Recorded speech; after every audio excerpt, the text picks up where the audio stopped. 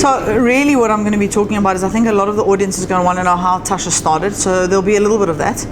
And then more significantly, it's going to be the reason why businesses do what they do. And I think a lot of businesses today, and especially in the restaurant business and in franchising, people forget their purpose and the reason why they're actually doing what they're doing. And I want to remind people of how important that is. And the inspiration of the talk is actually taken from a guy called Simon Sinek, who talks about businesses why, and why successful businesses actually understand their purpose and their why, as opposed to what they're doing.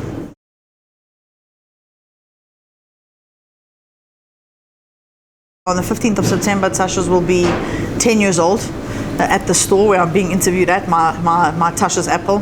People often tease me, it's my favorite store. And our why was very simple. It's to make people happy, serve a good plate of food with the best possible of ingredients, and look after our staff. And generally, if you actually take that down and you break it down into its purest form, it's basically to make people happy. That's our purpose. And the reason for us existing. And then we obviously layer everything on top of that. Food, interiors, and build on that. But we ask ourselves every day, is this going to make our customers happy? Is this going to make our staff happy? And that's really our main purpose.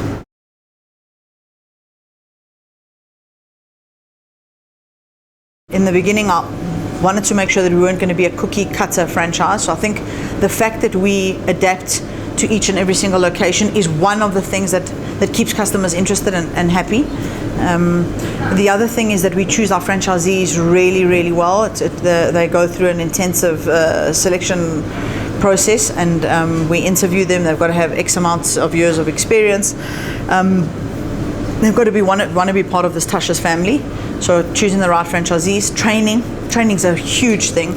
You know, we train our staff. We've got training programs that run weekly, daily. We've got franchise managers that are in our stores all the time, auditing.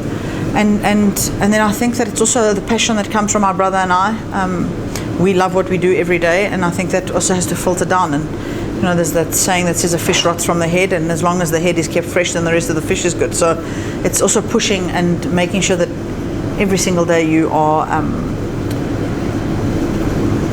pushing the boundaries, making sure that your standards are kept. It does become difficult in a brand like mine that is quite bespoke, and nothing's pre-made, and none of the sauces are pre-made, and nothing comes from a central kitchen. Everything is handmade on order with these fresh ingredients. So obviously we've got stringent rules and checklists, and franchise managers going into stores and checking up on the guys. So there is that part of the business that's completely franchised. So the front end is very bespoke, but the back end is very controlled.